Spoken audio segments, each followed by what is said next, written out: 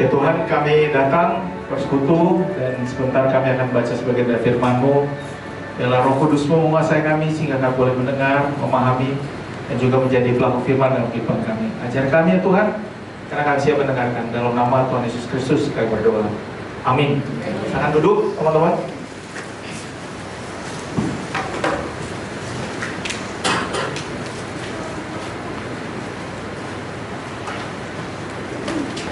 Baik, teman-teman, kita akan baca teks Alkitab hari ini dari Lukas 7 ayat 36 sampai 50. Saya akan baca untuk kita semua dari terjemahan yang pertama, ya, terjemahan yang lama ya, Lukas 7 ayat 36 sampai 50. Seorang Farisi mengundang Yesus untuk datang makan di rumahnya. Yesus datang ke rumah orang Farisi itu lalu duduk makan. Di kota itu ada seorang perempuan yang terkenal dengan sebagai seorang berdosa. Ketika perempuan itu mendengar bahwa Yesus sedang makan di rumah orang Farisi itu, datanglah ia membawa sebuah buli-buli berisi minyak wangi. Sambil menangis, ia pergi berdiri di belakang Yesus dekat kakinya, lalu membasahi kakinya itu dengan air matanya dan menyekanya dengan rambutnya. Kemudian ia mencium kakinya dan meminyakinya dengan minyak wangi itu. Ketika orang Farisi yang mengundang Yesus melihat hal itu, ia berkata dalam hatinya, jika ia ini nabi, tentu ia tahu siapakah dan orang apakah perempuan yang menjamahnya ini. Tentu ia tahu bahwa perempuan itu adalah seorang berdosa. Lalu Yesus berkata kepadanya, Simon, ada yang hendak kukatakan kepadamu. Saud Simon, katakanlah guru. Ada dua orang berhutang kepada seorang pelepas uang, yang seorang berhutang 500 dinar, yang lain 50. Karena mereka tidak sanggup membayar, maka ia menghapuskan hutang kedua orang itu. Siapakah di antara mereka yang akan terlebih mengasihi dia? Jawab Simon, aku kira dia yang paling banyak dihapuskan hutangnya. Kata Yesus padanya, betul pendapatmu itu.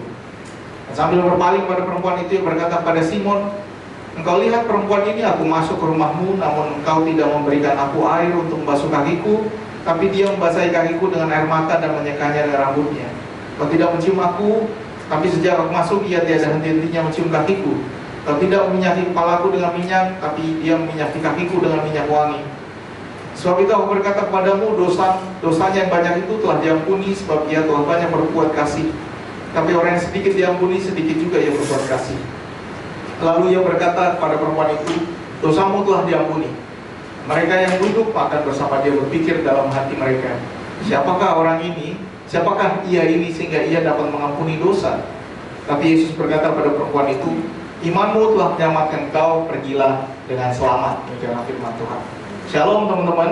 Shalom. Senang sekali bisa bersama dengan teman-teman kembali di tempat ini. Teks renungan kita hari ini adalah entitlement. Entitlement, teman-teman, dalam bahasa Inggris artinya dalam bahasa Indonesia perasaan layak mendapat perlakuan khusus ketika sedikit atau tidak ada yang dia lakukan untuk pantas menerimanya. Entitled ya. Kalau bahasa Indonesia kemarin cari-cari ngelunjak saya nggak tahu bahasa Bataknya. Jadi kalau bahasa Indonesia kira-kira ngelunjak, entitled. Banyak orang sekarang ngelunjak, merasa layak mendapatkan sesuatu yang sebenarnya dia tidak layak dapatkan. Ya, misalnya kalau pengungsian, korban banjir, lalu bilang dia dapat nasi tiap tahun, karena tiap tahun dapat nasi. Ada korban banjir yang menolak mendapatkan nasi telur karena bilang nasi telur doang, maunya yang lain dong. Entitled, melunjak. Ini kisah nyata. Entitled itu misalnya karena merasa dirinya influencer, dia minta makan gratis. Gue mau foto tempat lo, lalu nanti 200.000 follower gue akan melihat, lo akan dapat engagement. Gue mau dapat 50 porsi gratis. Kalau gitu gue foto makanannya gue kasih ke lo, lu lihat foto makanan gue aja. Ya balas-balasan. Entitled. Entitled adalah perasaan kita rasa gua pantas dapetin apa yang sebenarnya belum tentu layak didapatkan. Dalam level negara, entitlement bisa gawat. pajak impor yang sekarang lagi terjadi, kemarin baru ditangguhkan selama 90 hari, saya nggak tahu berpengaruh nggak KPN Group. Ada pajaknya nggak? Nggak ya? Produk kita ada yang kita ekspor nggak ke Amerika?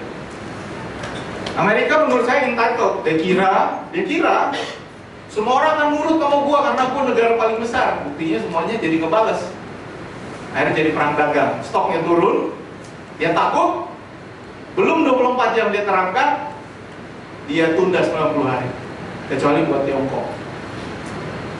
Kemarin dia bilang 125%, sekarang jadi 145%. Eropa sudah siap membalas, Korea dan Jepang siap membalas. Entitled, dia kira temen gua akan terus ngikutin gua karena gua yang paling gede. Begitu dibalas, karena ada Meksiko ikut balas, gentar juga.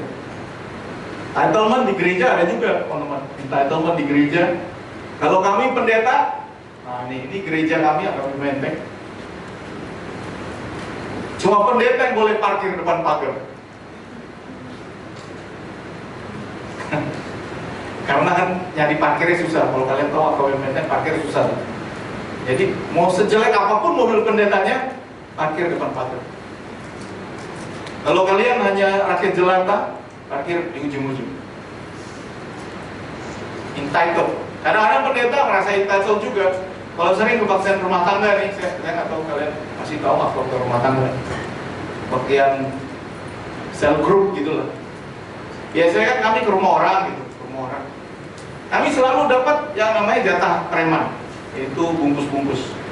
Kalau pendeta, misalnya kalau ada acara, ini kayak nanti nih, saya pasti dapat jatah preman. Ada jatah preman? Ada.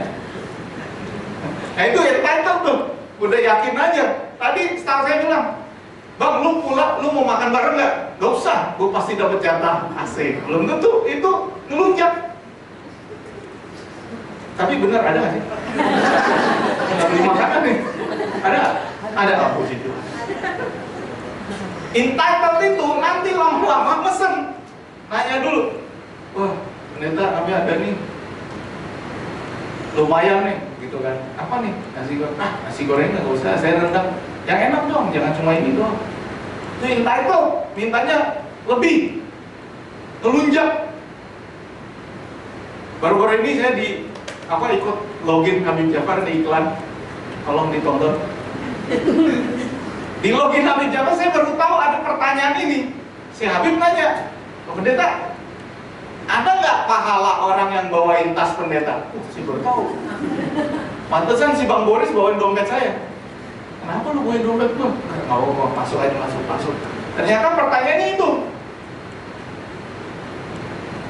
Ada pendeta, memang ada orang yang khusus bawain tasnya, menurut saya ada. Itu bukan kewajiban dia bawain tas pendeta. Ada. Tadi saya aja udah gak enak sama Pak Mario harus naik turun untuk ngambilin sesuatu buat saya. Saya udah gak enak sebenarnya. Entitled itu bahaya sekali, teman-teman. Dan karena itu yang memisahkan entitlement sama gratitude, memisahkan entitlement dan perasaan stop dari minta lebih dan lebih, ngelunjak adalah gratitude. Karena ketika orang merasa nggak layak, dia akan bilang terima kasih, gratitude. Tapi begitu dia merasa layak, jadi entitled. Entitled itu ngeri-ngeri sedap. Perusahaan, di rumah tangga, ya, di rumah tangga nih, entitled. Nanti lawan katanya adalah you take it for granted. Itu dia, entitled. Nah karena itu dalam peristiwa hari ini, teks yang kita baca ini adalah tentang pembasuhan kaki Tuhan Yesus adalah seorang perempuan. Tuhan Yesus diundang oleh Simon, orang Farisi, namanya Simon. Simon mengundang Tuhan Yesus untuk makan di rumahnya. Lalu dia duduk makan. Nah, ada kebiasaan sebenarnya di tradisi Yahudi bahwa orang yang masuk ke rumah seseorang harus cuci kakinya, kan kotor ya, karena debu. Jadi orang harus mencuci kakinya. Jadi ketika Tuhan Yesus membasuh kaki nih, minggu depan kita ingat Kamis Putih, Tuhan Yesus membasuh kaki para murid sebelum makan Paskah. Itu ada tradisi yang harusnya dilakukan oleh sang tuan atau nyonya rumah. Jadi dia akan lap kakinya. sebagai tanda bahwa dia menghormati tamu yang datang. Dan itu juga biasa, itu bukan sesuatu yang luar biasa, karena memang kotor gitu ya, memang kotor. Jadi ya dilap aja kakinya. Nah, ternyata seorang perempuan berdosa datang, ada seorang perempuan berdosa, kita nggak tahu namanya, ada yang bilang Maria Magdalena, ada yang bilang nama yang lain. Tapi dia datang, dia dengar ada jamuan makan, berarti ini jamuan makannya terbuka, karena perempuannya bisa masuk. Kalau jamuan tertutup, harusnya nggak boleh masuk. Jamuannya terbuka, dan Simon ini agak luar biasa juga, karena peristiwa lain ketika Tuhan Yesus diundang makan ada ketika Nikodemus mengundang dia makan, dan itu ngumpet-ngumpet malam-malam supaya nggak ada yang lihat. Dan ini dilakukan siang-siang, berarti terbuka sehingga perempuan ini bisa masuk. Tapi perempuannya reputasinya pada waktu itu tidak baik. Dia datang, orang kenal dia, lalu tiba-tiba dia membawa minyak wangi, dia membasuhi kaki Yesus, lalu menyekanya dengan rambutnya. Peristiwa ini tidak biasa teman-teman, karena membasuh kakinya biasa, tidak biasanya karena satu bukan muhrimnya.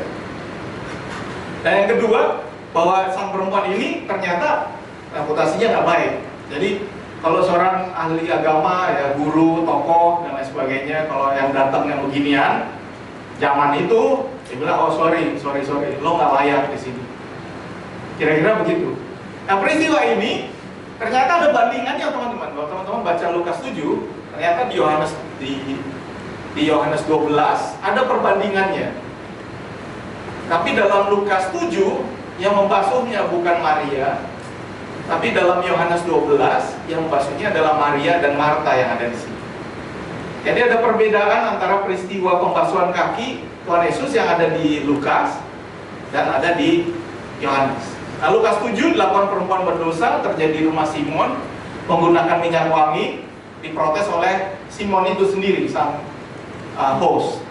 Di Yohanes 12, 8 Maria, saudara Marta dan Lazarus, terjadi di rumah Maria dan Marta, dan waktu itu menggunakan minyak narwastu murni yang mahal, disebut harganya 300 dinar, dan diprotes oleh Yudas, murid Tuhan Yesus sendiri. Jadi agak serupa tapi beda juga pencatatannya. Nah, samanya yang perempuan di kisah Lukas bersyukur untuk pengampunan dosanya, lalu ketika diprotes Tuhan Yesus membelanya. Di Yohanes 12 Maria melakukannya, karena pada waktu itu teman-teman, Yohanes 11 itu, di Yohanes 11 si Lazarus baru mati, dibangkitkan lagi oleh Tuhan Yesus. Tuhan Yesus datang ke rumahnya, Maria dan Marta. Martanya tetap ke dapur, Marianya duduk dekat Tuhan Yesus, lalu membasuh kaki Tuhan Yesus. Dan waktu itu mereka makan, Lazarus ada di meja makan. Jadi bayangkan, ada Lazarus, orang baru mati berapa hari yang lalu, ada Tuhan Yesus membangkitkan dia. Lalu saya yang nangis-nangis karena saudara saya mati. Sekarang bersama dengan Tuhan Yesus lagi makan bersama saudara saya. Karena bersyukurnya dia basuh kakinya Tuhan Yesus.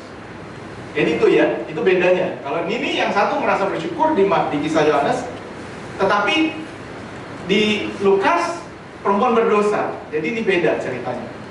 Lalu di Yohanes 12 Tuhan Yesus bilang, oh, biarkanlah dia melakukan ini mengingat hari penguburanku, dan karena orang miskin selalu ada pada kamu, tapi aku tidak akan ada pada kamu. Nah, karena itu Maria yang bersyukur karena Yesus membangkitkan Lazarus, membasuh kakinya, proses sama dengan rambutnya juga, minyak wangi.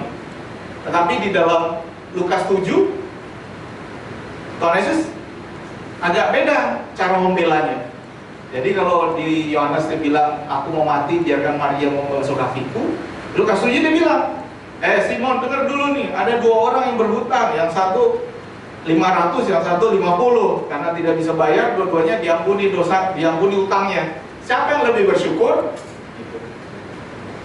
Nah, seorang yang datang dengan tidak layak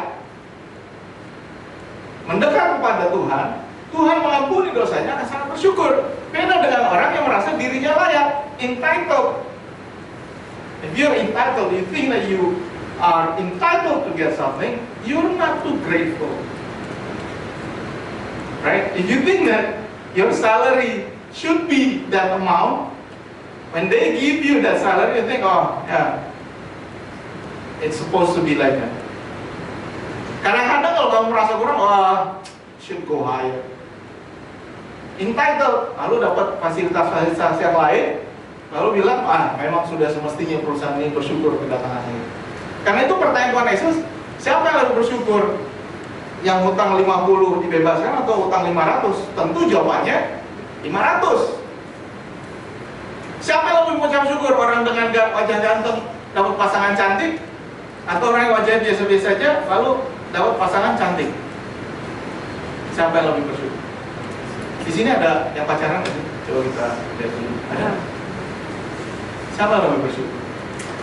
Makanya di setiap foto pernikahan keluarga, biasanya istri lebih cantik ya. Istri saya lebih cantik dari wajah saya yang standar-standar ini. Jadi foto pernikahan kami pasang besar-besar di atas TV supaya setiap kali kami nonton TV, dia mengingatkan saya untuk bersyukur. Syukurlah kau karena aku mau sama kau. Lihat dulu mukamu itu. Siapa yang beruntung? Itu. Makanya foto pernikahan selalu ada di atas TV. Di semua keluarga rata-rata untuk mengingatkan kita sebenarnya. Yang wajahnya lebih jelek, bersyukurlah. Itu dia. Dan itu sebabnya hati-hati kalau kamu udah biasa dapat enak, biasanya nggak mau turun. Wah, ini entitled. Makanya hati-hati buat orang yang biasa naik kelas bisnis, first class, bye-bye lo. Turun ke ekonomi sedih. Sedih. Makanya ada orang yang karena dia pengen pamer jet, akhirnya karena udah nggak bisa, dia pergi foto ke studio jet. Bye-bye. Padahal naiknya ekonomi. Hati-hati. Karena itu menghargai yang kita terima dengan perasaan tidak layak, itu akan mencegah kita untuk merasa entitled.